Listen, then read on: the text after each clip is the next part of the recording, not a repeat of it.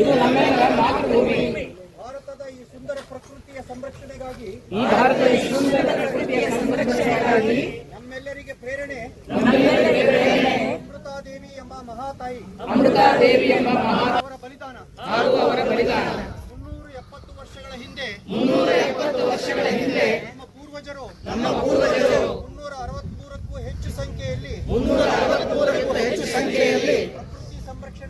ಪ್ರಕೃತಿ ಸಂರಕ್ಷಣೆಗಾಗಿ ಬಲಿದಾನ ಮಾಡಿದ್ದಾರೆ. ಅವರೆಲ್ಲರನ್ನೂ ಸ್ಮರಿಸಿ ನಾನು ಪ್ರತಿಜ್ಞೆ ಮಾಡುವುದೇನೆಂದರೆ ಮನುಕುಲದ ಉಳಿವಿಗಾಗಿ ಪರಿಸರ ಸಂರಕ್ಷಣೆ ಕಾರ್ಯದಲ್ಲಿ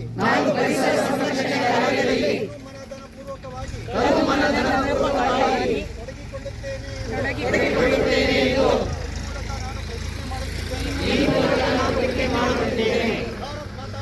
ಭಾರತ್ ಮಾತಾ ಕಿ ಜೈ. ಎಲ್ಲ ಕುತ್ಕೊಳ್ಳಿ, ನೋಟ್ ಬುಕ್ಸ್ ಕೊಡ್ತೀನಿ. ಎಲ್ಲರೂ ಹಂಗೇನೆ ನೋಟ್ ಬುಕ್ಸ್ ತಗೊಳ್ಳಿ. ಒಂದು ನಿಮಿಷ ಅಲ್ಲ